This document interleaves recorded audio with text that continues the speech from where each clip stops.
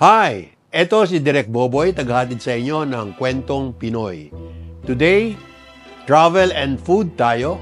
Punta tayo sa Bagak, Bataan, sa isa kong paboritong lugar, ang Las Casas, Filipinas de Acosar. Hindi ko na-anticipate na magba-vlogging ako, kanya for this episode, gagamit tayo ng mostly still photos ko. Like, share, and subscribe lamang, and comment. Thank you very much. Punta tayo. Sama kayo sa Bagak.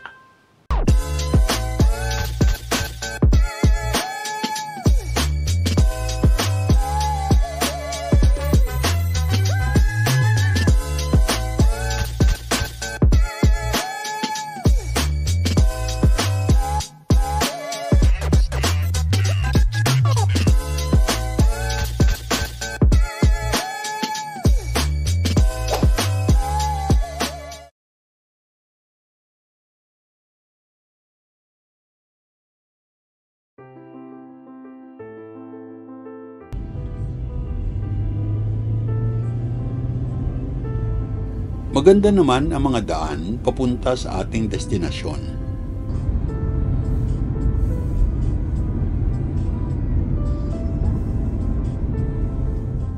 Ilang ulit na ako nakapunta dito sa Las Casas, Filipinas de Acosar.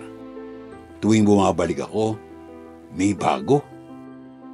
Every time, namamangha ako. Jaw drop talaga.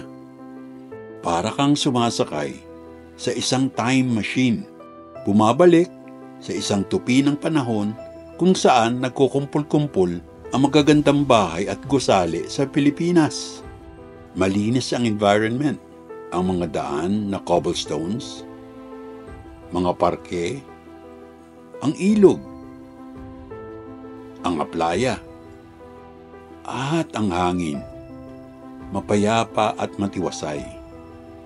Walang malupit na praile, walang gwardiya sibil na walang pake sa human rights, wala pang dambuhalang dynasties.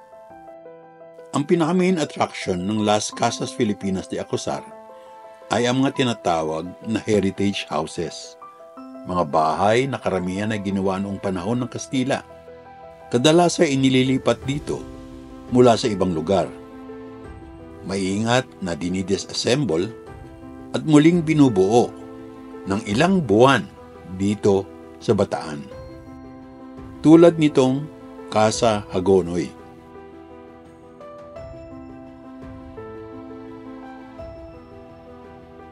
Ang iba naman ay mga replika base sa mga litrato dahil nasunog na, napabayaan, o nagiba ng mga tao o ng giyera. Tulad nitong Hotel de Oriente na ginawang conference center. At nitong mga gusali sa Paseo de Escolta na nagsisilbing hotel na kaharap sa West Philippine Sea. Ang iba naman ay base sa mga plano o blueprint na swerteng na itago sa mga museums.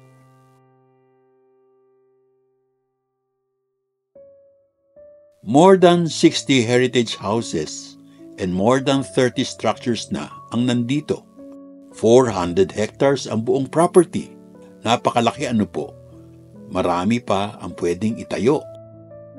Ang Las Casas ay may isang permanent staff na parang mga elves ni Santa. Mga craftsmen, sculptors, carpenters, painters, electricians at iba pa. Na non-stop ang gawa. Maaari ka pa ngang mag-observe sa kanilang workshops kung may paabiso ka in advance. Alam ko na hindi ito trip ng iba. Makakita lang ng lumang bahay, muna agad ang iniisip. Pero, mahilig naman manood ng zombie. Ito po, hindi ghost yan. Luma, pero buhay. Ako po yan. Nakiki-cosplay. Maliban sa pagiging heritage place, Las Casas, Filipinas de Acosar ay isang convention center na rin. With a beautiful beach, museums and art galleries, swimming pools, hotels and houses for families, restaurants,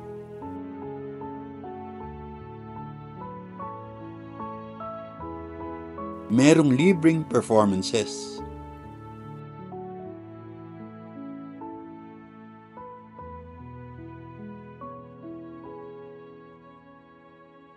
Minsan, pagkakaiga-igaya ang lugar, nare-relax ka at masarap matulog. Beware, sayang ang bayad. Lumibot ka. Maliit lang ang Las Casas nung una ko itong napuntahan. Kayang libutin in one day. Sinimulan nito noong 2003 ni Jerry Acusar na ngayon kalihim na ng Department of Human Settlements and Urban Development. Nagbukas noong 2010. Ayon sa mga kwento, tila katuwa ang lasing sa mga barkada na magtayo ng heritage houses sa kani-kaniyang lupain. Si Jerry ay seryoso at mabilis na nagtayo sa beach property niya dito sa Bagak. Inayos at pinaganda.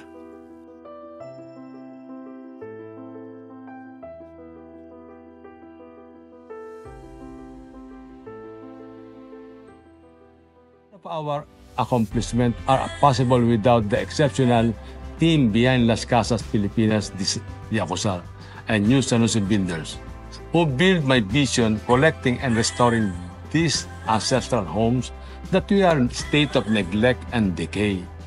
Although it was not an easy endeavor, it has been the most rewarding in my entire journey in real estate development. We take pride to have revived a craftsmanship industry that generated thousands of jobs in my hometown. Importantly, the renewed sense of belonging and pride of our countrymen in our culture and heritage. Dati, dinededma lang ng mga tao. Ngayon, puntahan na ng mga OFWs, mga turista, mga balikbayan, mga corporate events people, at mga millennials. At yun, nagtuloy-tuloy na. Palawak na ng palawak. How can you stop success? Marami na itong tinanggap na parangal. Isa na dito ay ang Best Historic Hotel in Asia and the Pacific na binigay ng Historic Hotels of America. It takes one person's infectious vision to build dreamlands, pareho ng Las Casas Filipinas de Acusar. Maging ganoon din sana ang nasa dibdib natin. Mag-visualize naman on a future Filipinas na napakasarap tirahan. So yun, one of my favorite places in the Philippines. Meron silang one-day trips. Kanya lang, pas-pasang pasyal yun. Nasa social media naman sila. So malalaman nyo yung mga rates. Paiba-iba, depende sa buwan. Malayo-layo rin ang biyahe. Pero para sa namamasyal na mahilig sa heritage sites, sulit na sulit po ang biyahe. This is Direk Boboy. Until next vlog, please like, share, and subscribe, and comment. No, I would appreciate that very, very much.